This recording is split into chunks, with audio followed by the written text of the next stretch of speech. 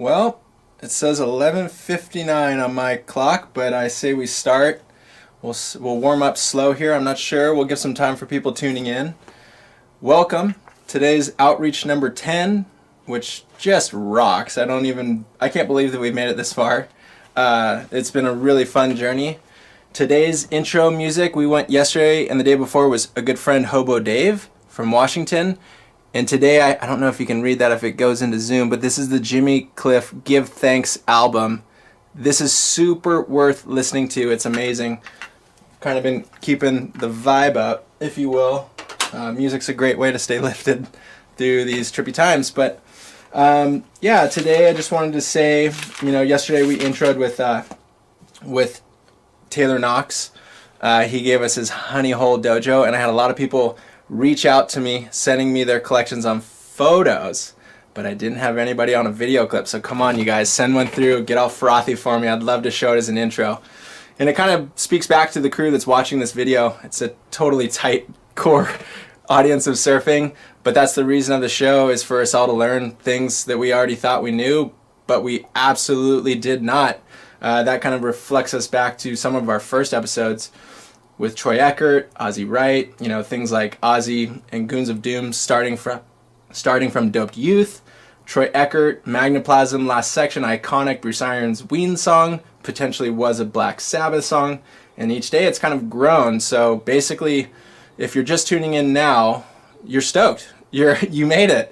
But it's word of mouth, and just text a friend who's really down on surf info and you think would be frothing to watch this. Today is super, super special to me. I've really always looked up to Dane Reynolds. He, to me, has been influential in every single realm of surfing that he's participated in, whether it was the contest or free surfing or the way he put his content out. There's literally, I almost couldn't sleep last night. I was so excited to call him. And he's a legend. He said he's been super busy with the family, so I hope he's made a little bit of time to talk to us today.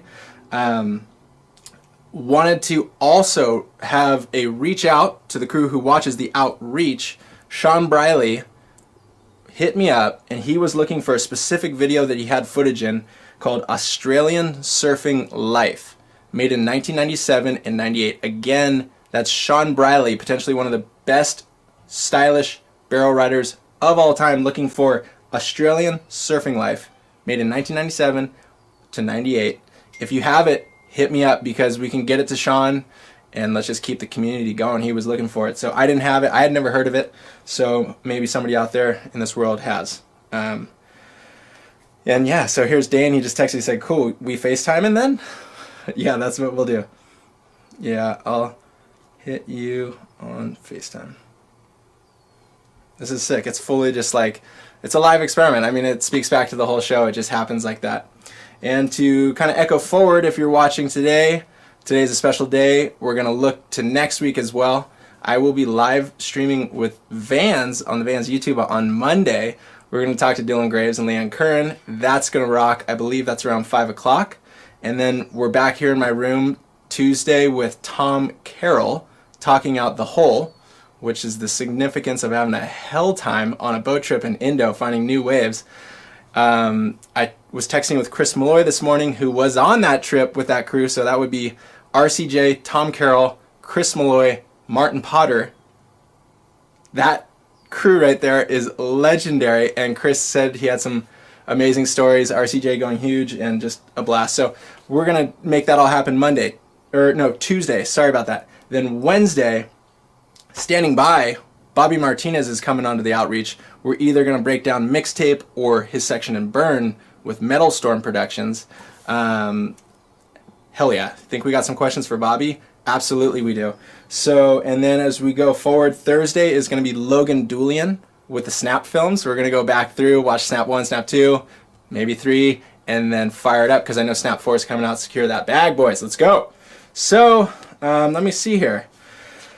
I hope everybody's been enjoying this. If you have missed these live things, this is what's really special about this tuning in to these lives, is you see the videos. if you go to the YouTube, if you click through this link and get yourself to the Vibe Up YouTube page, you will be able to see the conversations, which are super special, and I suggest you going back through and listening to or watching all of them, but you won't see the movies.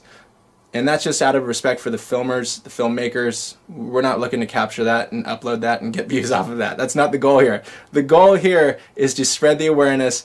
So, without further ado, I feel like I always do this. I always do this, you guys. I just talk so much. I get so excited about surfing. Call him in 10 minutes, but what do you guys think? Should I just call him? Sounds like he's around. Let's hit him up. I kind of wonder where he got the name Sealtooth from. Just thinking. Okay, here we go. FaceTime in this bugger.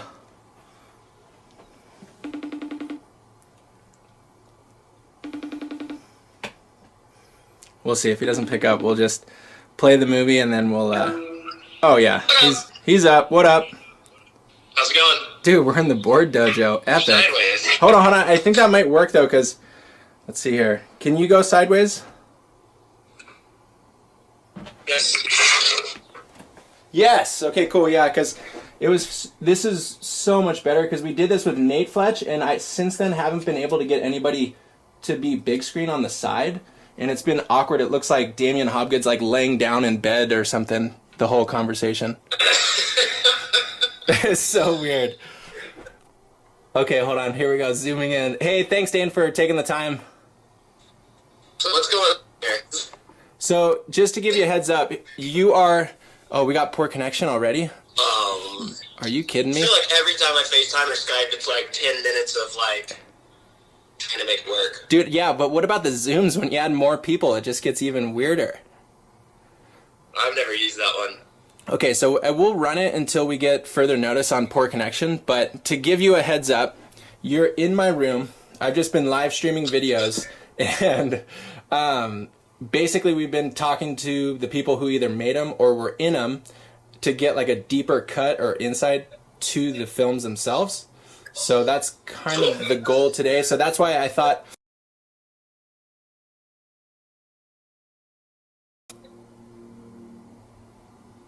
Sick.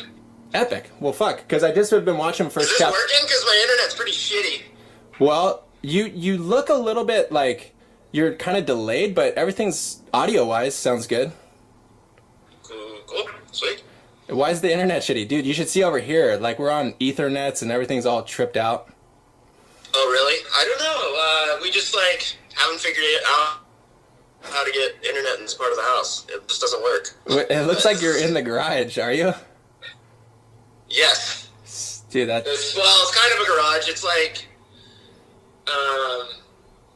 do we gotta get to stuff?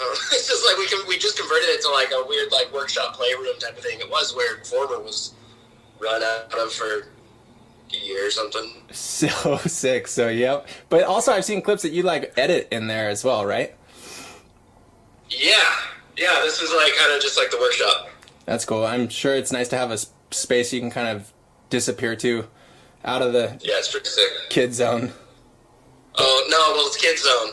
Oh, sick! No way. It's Kid Zone. Okay. This is. Oh, dude. We put the whole Kid Zone. This is like. You see that? Oh! What was that? We're on Poor Connection. What is this? This is so cool. This is like the kids like play area sort of thing, and then this is like my surfboards workshop. Fuck. Yep. So that's it right there. That's the desk. I see a guitar there, potentially scoring tunes. Someday. I mean, fuck. I haven't learned how to play it. Dude, you got nothing but time nowadays with the YouTube tutorials during quarantine. Yeah.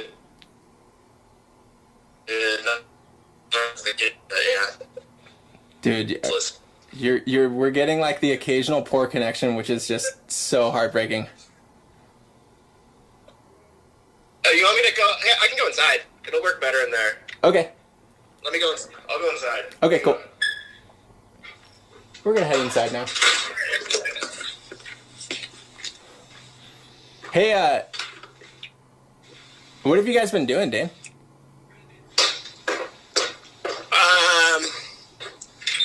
Just trying to stay sane. Trying to keep it all together. Yeah, it's it seems like a lot of people are like bored out there, but it's impossible to relate to that with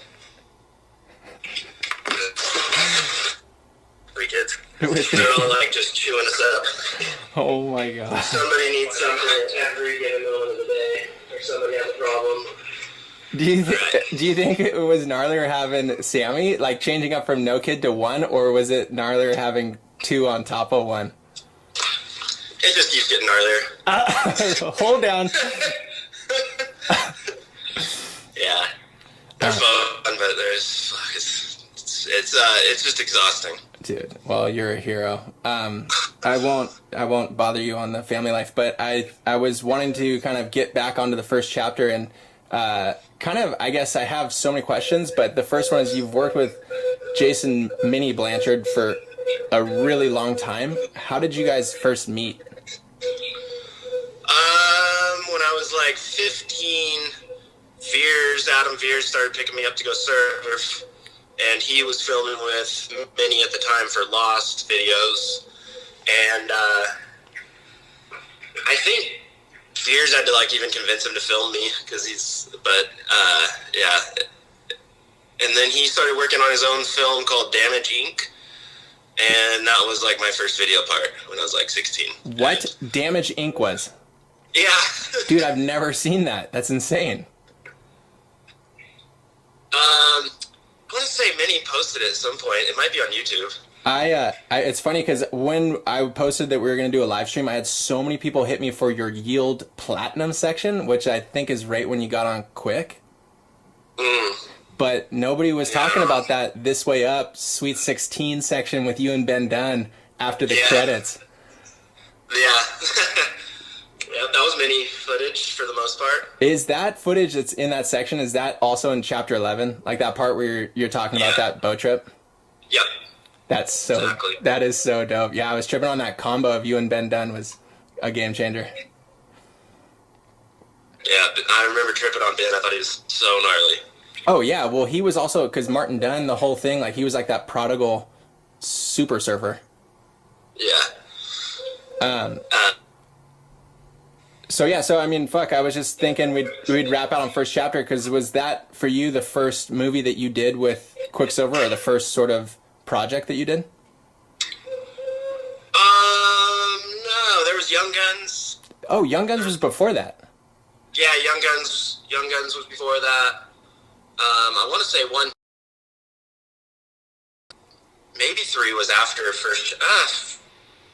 Shit, I don't know. Well, yeah, I guess, but the the first chapter, it came out in 2005. I just saw it on the DVD cover, but I thought that was after Young Guns or before Young Guns.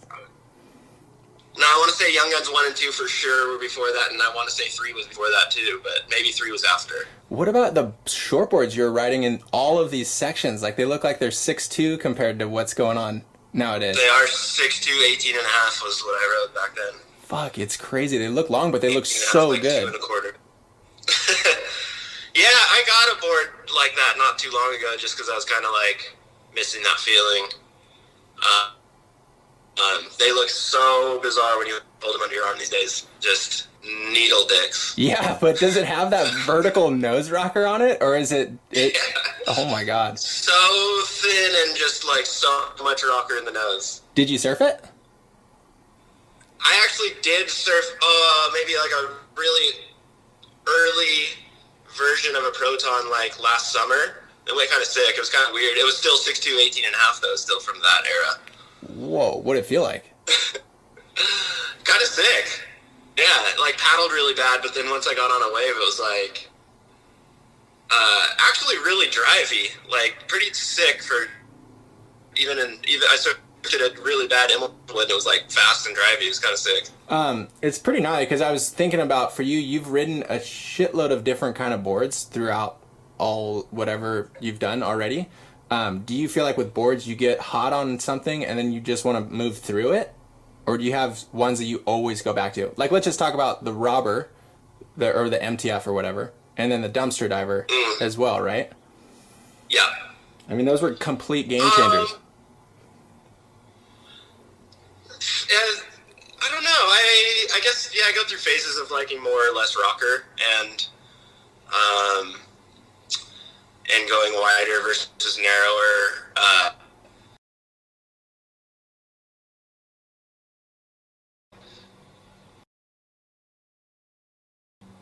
Black and white with like I prefer riding like a twin fin rather than a longboard. Relatable. I pretty much, yeah. I don't know. I don't think I'll ever go back to like more rocker though. I've definitely leaned towards like mellower curves and lower drive area, lower curves and more drive. Are you still shaping at all? No, I would love to, but it's kind of not really high on like the priority list right now. Do you feel like somebody, like, who gave you such a high board IQ? Was it through shaping, or did you work with, was it like Britt, like kind of taking you in and going, because I mean, you know a shitload about boards. Every single day and getting a lot of boards and just paying attention to what they look, how they look different, just like inspecting them versus how different they ride.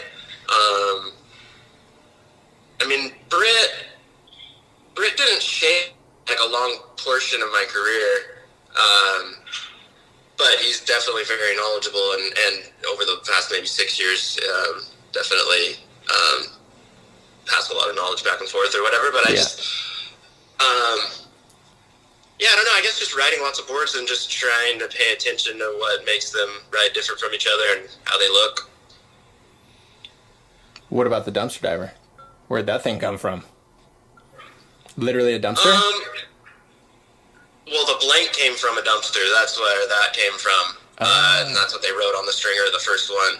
I'm not sure why the blank was in the dumpster, though, but it was epoxy. And,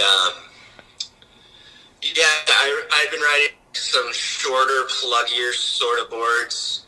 But at the time, there was, like, a weird thing about riding fishy boards in contests. Yeah. And lowers contest was coming up, and I had them make me a little fat short board with a pulled in nose and tail so that it looked like a normal board, and that was the one that I rode at lowers.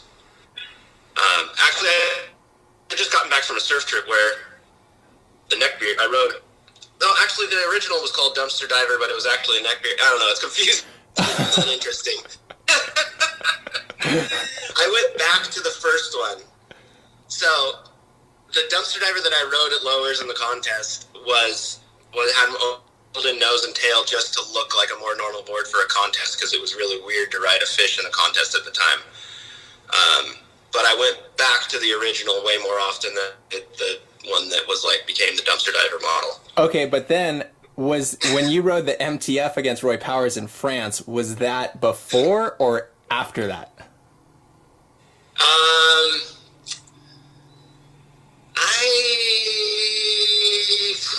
I'm trying to think. I will say that was before, but that was kind of a funny story because the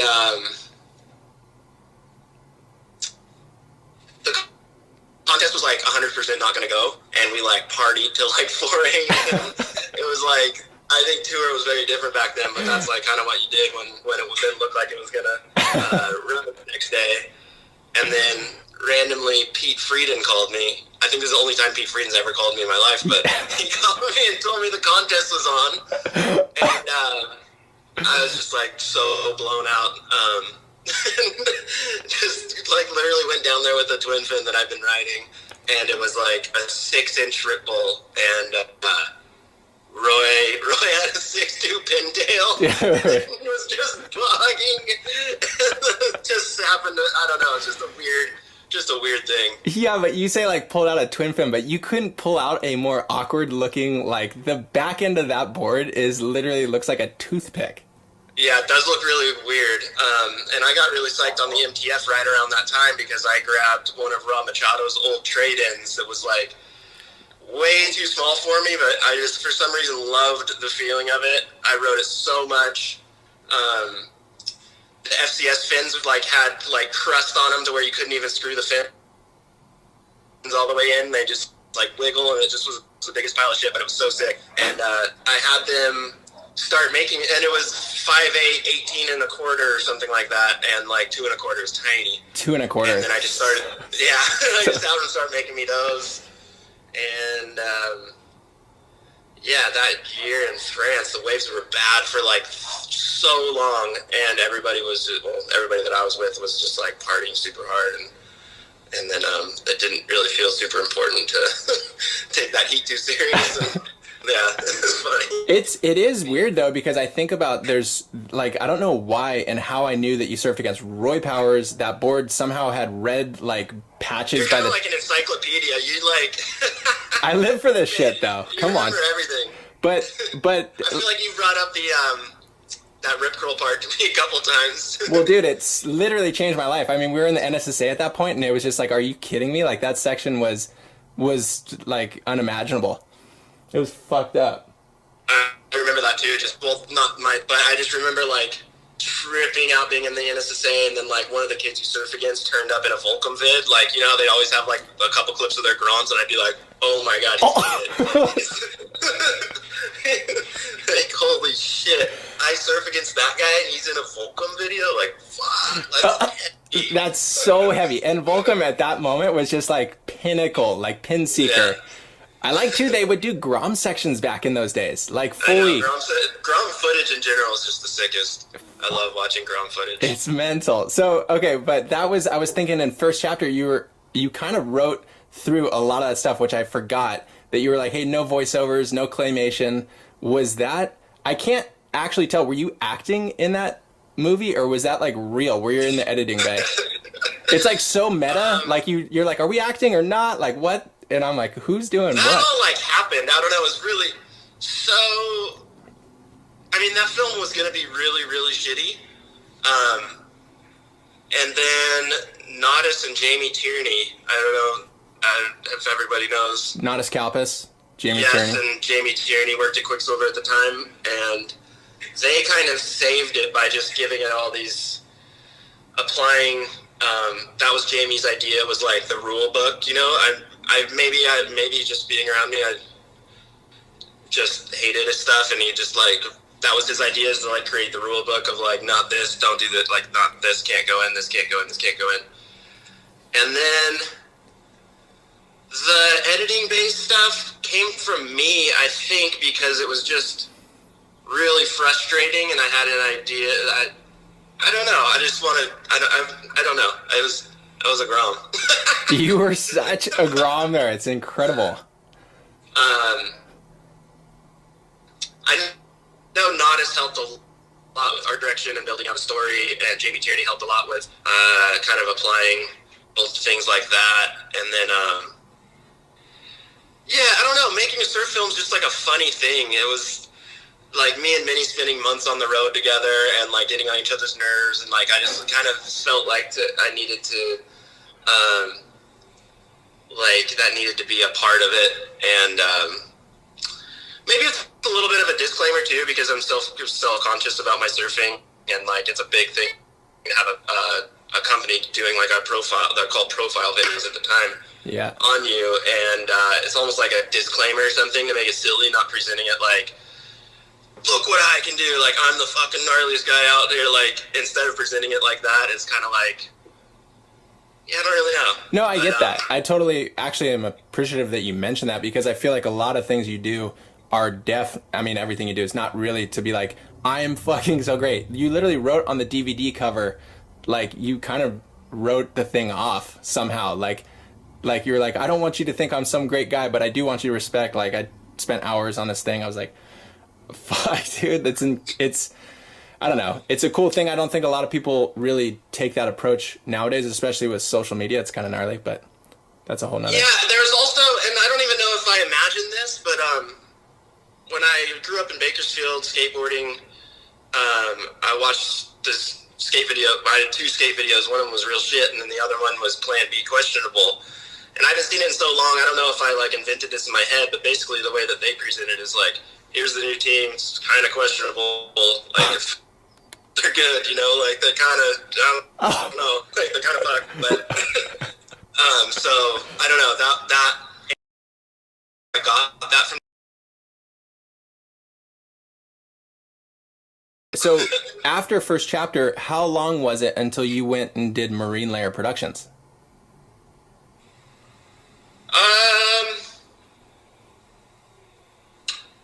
Shit, I don't know, maybe like 4 or 5 years. How did that idea even come about? I mean, that was in a landscape in a time where that wasn't even happening. Like Surfline would drop something and they were literally kind of like the only thing.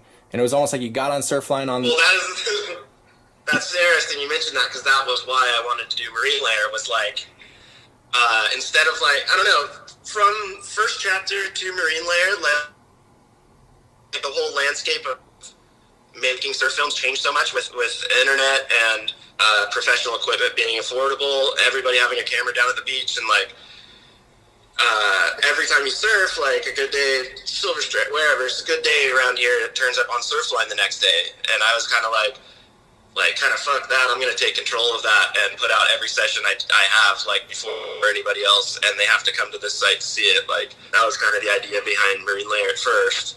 And then it just kind of turned into, like, my platform of making films, and I got way more into doing, like, long-form stuff again towards the end, and then it just felt like it had run its course. And when I was doing, like 2 or 3 videos, I was doing like at least a video a week for a while. Oh, and yeah. It started it felt really grindy, and then I like the threshold of like what clips could go in there kept going up and up and up, and then I just felt more pressure to like retain that level, and yeah, it just kind of felt like it ran its course. But it's pretty trippy. At that time, I feel like you almost revolutionized that you would shoot a whole session. You'd put things that were like kind of falls, or sometimes like it wasn't just like, here's this really highly refined piece. This is, you get everything. You see me trying this board out. It looks good. It looks bad. It was like totally different. Yeah, maybe a little bit of that came from Lost videos. I always really loved like Lost Across America, where it's like, it's a session at a spot. It's like everyone's included, like just, this is what happened this session. This is actually what I'm wanting to do with my new project, Chapter 11 TV. Plugging it. Why? I mean, like, obviously I was going to go there. You like, I'm so interested. You just dropped the like MTV logo, but I know, I fucked up. I prematurely did that because I just haven't had time to work on it now, but I want to go back to like the early Marine Layer type of videos, but be way more inclusive, like everybody that was surfing that day. Oh, that's sick. Not really just revolve around me. And then, yeah, just stories. The whole, the experience, the surfing experience is like so important to me. Like, surfing to me has like changed so much over the years, and it's more of an escape now than like I don't know, I'm not doing the gnarliest shit out there. I don't know if I never was, but it's just, the whole experience is so funny. Like, just driving around, checking the waves, getting burned, talking shit with your friends after surfing, drinking beers. Like, the whole experience is just so, and I don't know how you like to dissolve that down into videos, but I'm gonna try. Yeah, well, I mean, also too, like, you have to admit, or at least I'll admit, that so like Instagram basically clips the experience. You only get a photo, or you get like whatever, and it's completely mutated from everybody involved. It's like the solo thing. So when you said that, I was curious if that is, do you like Instagram, or is that like a sort of low-key rebellion against that singular platform? I feel like early Marine Layer kind of turned into Instagram in a way, like just the constant flow of like posting whatever happened. I don't know, but I have no problem with Instagram, but I just like, I don't know. I want everything to like exist on like, I want to control the way that everything looks and feels on a page, and feel like it's like a open platform for me or any of my friends that I'm surfing with, or any ideas I have just to live on one page. Well, I mean, I would read all the stuff on Marine Layer. It wasn't just the videos. And that, I mean, honestly goes into what you did with Summer Teeth, and that is also the Thrills, Spills, Whatnot. Like, that thing is, well, how many, you only released that on Marine Layer, right? I only released that on DVD. Thrills, Spills. In the zine. I'm not sure why. Yeah. Yeah. Yeah, I don't know. I guess that was a little bit of like a rebellion on just like digital, everything is accessible at all times. I don't know. I thought about putting that thing online like quite a few times, but then I'm just like, I don't know if it's even good. I haven't watched it in so long. Well, so you, over the course of it, you were working with Dustin Miller, right? He was helping, and then this is Yanni Ladori or something. Who's Yanni? I don't know. Is that right? Am I wrong? Yeah, no, I invented Yanni Ladori. No. Yeah, we almost went as far as like trying to create like a, what is that, IMBD, Are you kidding me? You just got me, like fully stumped me there. So, okay, yeah, there I is. forgot about that. How the fuck did you come on Yanni Ladori as a name? That's great. I don't know. Fuck. Oh, that's so good. Well, I mean, a lot of people don't. I don't remember why we invented Yanni Ladori, but yeah, we were like cracking up though, thinking about if it like won something, like just have a fictional character go up and like what this guy would be like, and no, it's just we wanted to go take it kind of far, and then it just didn't. But that is so good, dude. Well, fuck. I mean, not a lot of people know that you at some point you learned editing, right? Like you've taken the editing control of what comes out. Yeah, I mean, it's such a simple program now, and it's so much easier to just like it just feels a lot more creative to just be hands-on instead of telling somebody what to do. Was there a moment there that the switch up came? Maybe during Thrills Spills, I was doing parts of it, like sending stuff back and forth with Dustin, and then Slow Dance. I pretty much did that one for the most part, the Craig Anderson film, and then with like Marine Layer, like Minnie would make something and send it to me, and then I just change the track and put it in, or do just like I knew just enough to just drop a different track in, and like some of the coolest parts of that too is like the track wouldn't really fit because it wasn't edited to it, but it like had kind of a cool misstep, like rawness to it, and yeah. That's so funny. I really wanted to bring that up, was that I noticed that in a lot of your edits, like the song bleeds over a clip or the clip bleeds over the song kind of a thing. And it was unique to me. That's funny. You would just like put a song over it. It's cool to like not be too precious with details and not like just not over it. I think that there's like an over editing, like making it too refined and smooth. Like it's just, I don't know. I think it's cool to leave loose ends and stuff. But musically, you're super switched on. You have a feel with everything you do. Like, how do you even find these songs? What the fuck? Pretty much, like thousands of hours on LimeWire when I was a kid. Instead of like hanging out with girls and like smoking weed, I was like just such a nerd on music, and yeah, I don't know. And then now everything's so accessible. It's so easy to like find really cool, like obscure stuff's like getting like uncovered that wasn't even accessible 10 years ago. It's pretty crazy. It seems like it's all shared pretty fast now. Yeah. It's changed up from the Napster days. Yeah. Yeah, I used to like, when I started making like $100 a month off surfing, I just spent it all on CDs, and then that turned into like LimeWire, and then just, I don't know, for some reason just always been like super just dorky and obsessed with music. That's pretty I mean, it goes so far though. You notice it because it wasn't like you ever did sections with like huge iconic songs of like, here's your Guns N' Roses hits. It was like you would learn something when you listened to your stuff. Yeah, I've always been opposed to like, or I never liked using tracks that like have already I don't know. I mean, I don't know, like a Guns N' Roses track, you already have like this emotional connection to it from whatever. I don't know, it just doesn't fit for me. Yeah, that's true. Fuck. I always wish you had done a Bright Eyes one, but that's all good. I've tried a lot. Actually, I still try sometimes. Really? To do the Bright Eyes one, yeah, but it just doesn't suit surfing. I don't know, it's hard. Yeah, it's... Bright Eyes is sick. It's funny because... Listen to Bright Eyes a bit again. I remember you had a fish kit, and you had written My Sweet Clementine on it or something, and that was the Elliott Smith.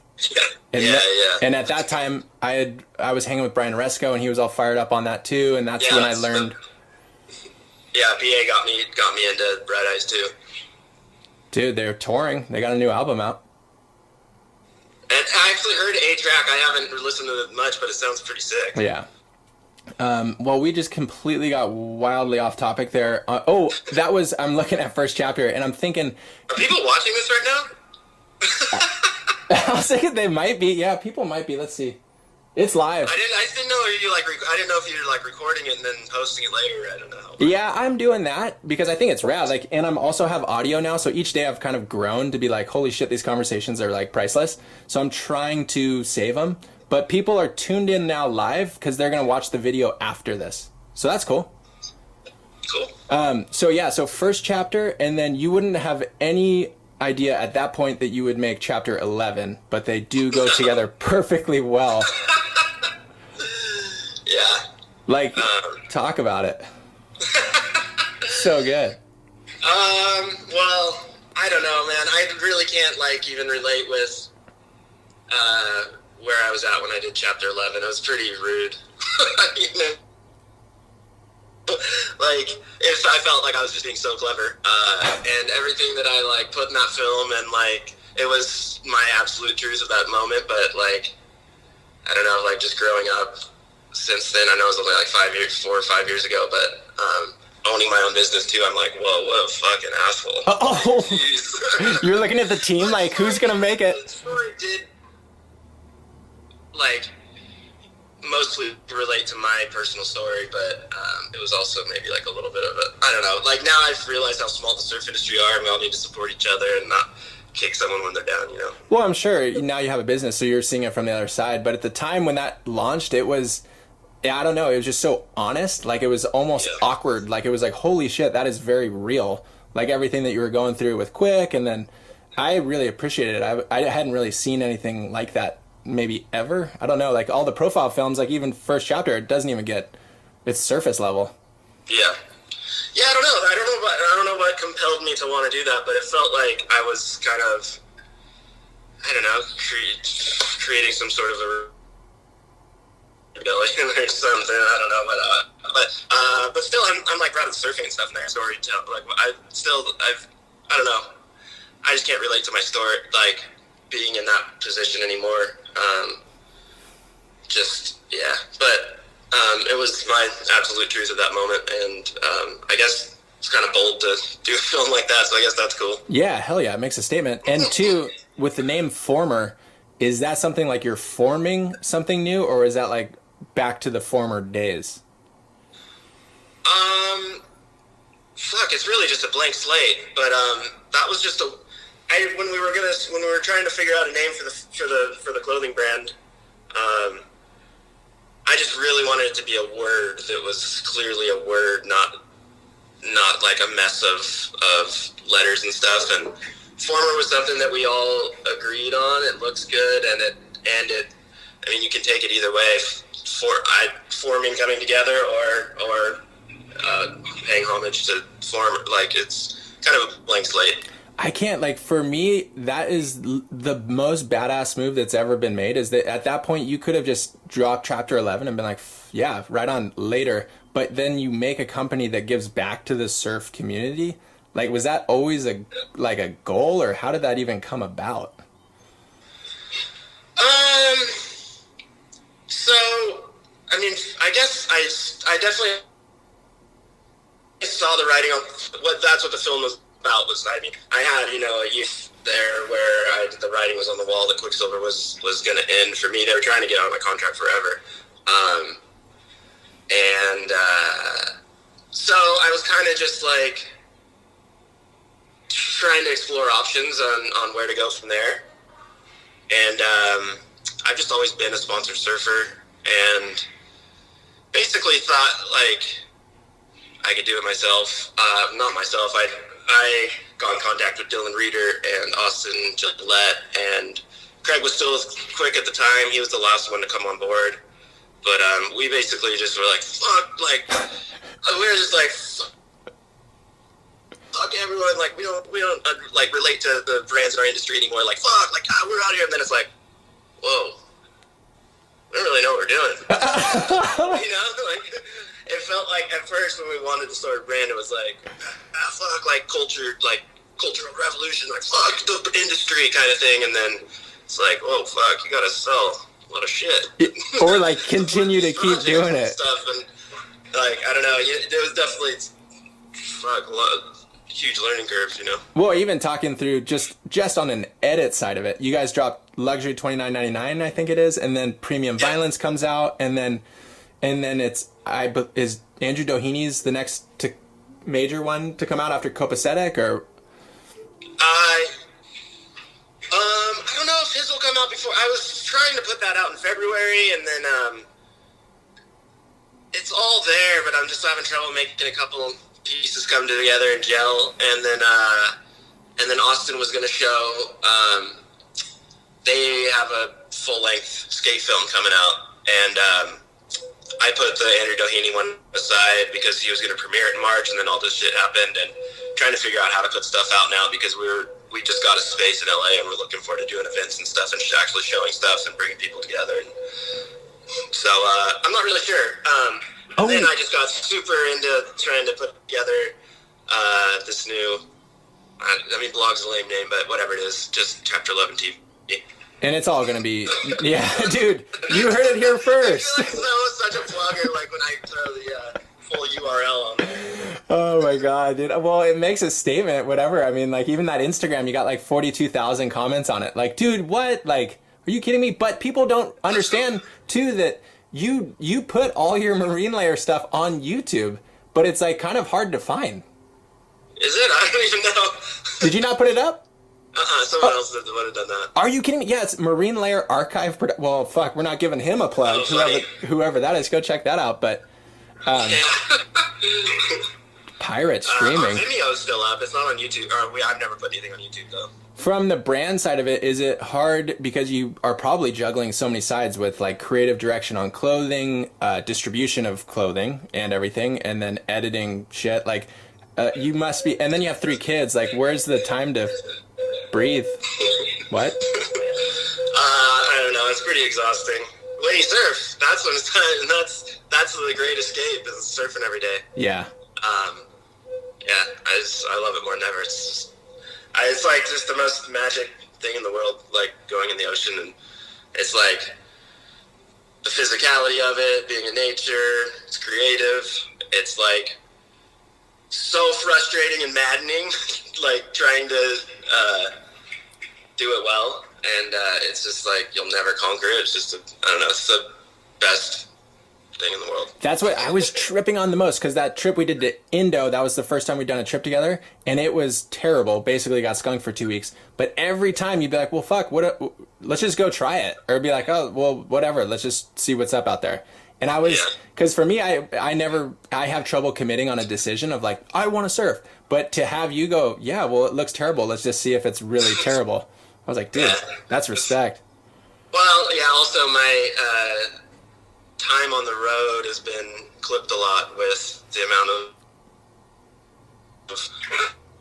stuff I got going on. So I definitely appreciate just being somewhere and having no other obligation other than surfing. I just like, that's the best, yeah. Yeah, just focus in, just feel the rush. Like, yes. Just surf as much as you can. Yeah. Well, shoot, man, I really appreciate your time. I know this was kind of a long one there, but I think that rocked. Got like three followers, 3 people tuned in now. Let me see. Let me check. This is actually the most, so I don't even know how to do the live stream, but it says over 200 people are watching. So I think that's pretty good. It's pretty sick because we get, I don't really need to get all fluffy with it. Like, oh, like, how do you feel about this? It's just like, dude, like, what happened at this moment? Or like, and people who are watching, I think, really know. I think we're all surf fans, essentially, right? Like, you would even say you're a surf fan, too. Like, we just psych on it. But Also, before we go, I've been asking the people that I FaceTime, who would be somebody that you would reach out to and a film that you would care to watch? I don't even know who you've done yet, but Okay, so we did a Vulcan one. Tim Curran, Kalani Robb, Nate Fletch, Damo Hobgood, Shane Dorian, you, Tom Carroll's coming on. that'd be sick. Bobby Martinez is coming on. Sick. And then Chris Malloy, we heard that he's stoked. Feral Kingdom would be my film. Talk to Neko Potterods about Feral Kingdom. Wait, do you know? Why? Because we talked to Neko about Feral. Oh, did you? Yeah. Oh, I didn't even know that. I don't know. I was just thinking of who in there that would be fun.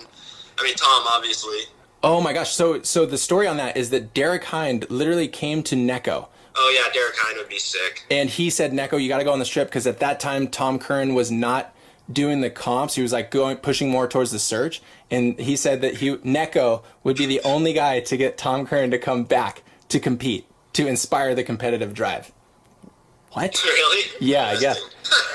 I didn't even know that. I was just thinking of who was on the film that would be fun. Dude, yeah. He's Pat's next door neighbor. They actually live right next to each other. All right. Call him up. Easy. But what else? You said another one there and I cut you off. Feral Kingdom. Did you say another? What's that? Another movie? I said Feral Kingdom, but another movie? Oh, no, you said Derek Hind. Yeah, Derek Hind would be... Oh, yeah. That would be insane. Maybe like Litmus or something? Yeah. Yeah, that would be sick. All right, standing by. We'll... Kristen, like a Malloy or something for, Blood is Thicker Than Water is sick. Yes, so that's what with Chris. I guess that was a super trippy time. Like, Jack Johnson didn't want to put his music in it, but then Chris convinced him. Because Taylor Steele was on yesterday, and that's what he said. Interesting. Yeah. Yeah, that movie's sick. Well, cool, Dana. I don't know, what else is there? There's a lot of good ones. Ark was sick. Oh, my God. Taylor. You were doing trips with... I mean, Taylor was in a lot of your films. Like, that was probably who... Yeah, he's a surf dog. He's a surf turkey. How about... Did you... You were pretty inspired by TK and also Dan Malloy as well? For sure, yeah. Yeah, definitely Dan. Dan lived, like, super close to me, and the shitty little jetty I'd walk down to go surf every single day, he'd come out and surf sometimes, and I was just like, holy shit. Like... Never seen him do a backside floater 360. I was like, that's never been done. Yeah. That Dan at the best, like, holy shit. Dude, yes. Came down one day, I was losing it. He's in Thrill Spills and whatnot. It's sick because he's down. Dan came with us on a trip. Oh, so if Yanni Ladori is not real, who's actually filming the 16 in that? Dustin. Oh, okay. Dustin. No, Yanni Ladori was the director. Oh, yeah. Got you. Noted.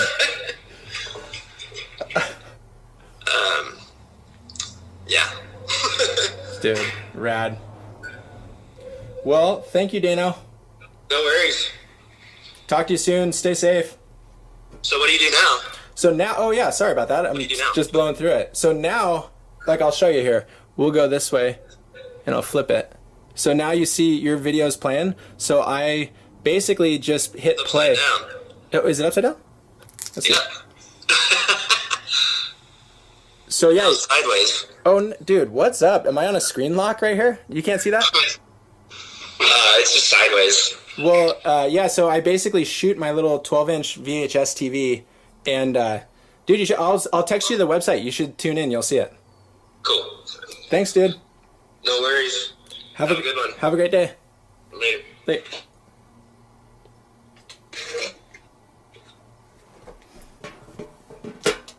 That rocked. That rocked. That rocked. Without further ado, here's the first of the two. The very first chapter there ever was.